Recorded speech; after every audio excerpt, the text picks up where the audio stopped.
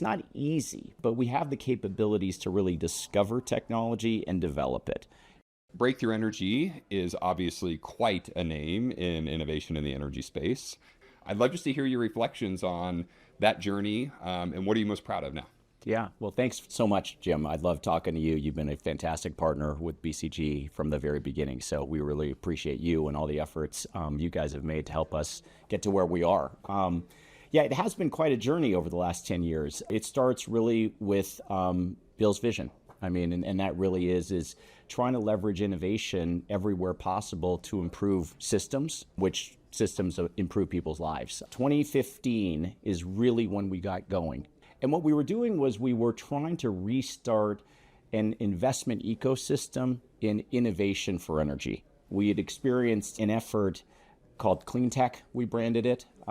That really didn't work out as well as people hoped it would from an investment perspective. And a lot of people stopped investing, and that meant the talent started being attracted to these tough areas to work in, tough tech areas. So that was what we were trying to do. We were trying to restart that ecosystem really by embedding two, I would say, core superpowers into the effort. And those were science and technology expertise and entrepreneurship. We were doing that out of the ashes of clean tech. I mean, and really, it was really a fascinating time to be trying to do something and get people to invest in areas that they had stopped investing in. Now fast forward 10 years from that start, where nobody wanted to do this. We have over 130 companies in our portfolio. They're at various stages of development, but across all of the 5 areas we invest in: manufacturing, electricity, agriculture, transportation, and buildings. Those are the areas that we define as energy. And so for every dollar that we've invested so far, our companies have raised an additional $10. I mean, it is so exciting to see the journey that you've been on.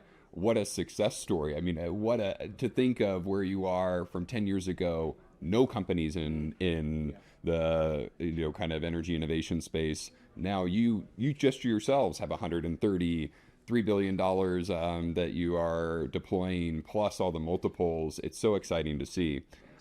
I'm interested how you now look at this moment, right? So you built something really exciting. Now we're in a different moment as we think of energy innovation. Just really interested to hear, how do you read this moment, and how do you think of breakthrough and what you all are able to accomplish at this point? The moment is interesting. It's interesting to reflect on the past and really take a moment to see that we've come a long ways. What you don't remember is how it felt at that moment when we were trying to create something that people thought would be very difficult, if not impossible, to do.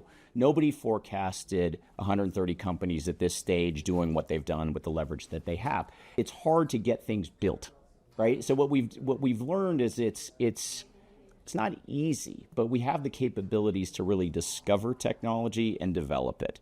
To get it deployed requires actual infrastructure investing. Infrastructure isn't really built for innovation investing. So we have a gap in the marketplace. And so we see that now as an opportunity. We had a gap in the marketplace, when we were trying to get, folks to invest in energy innovation back in 2016. That's happened.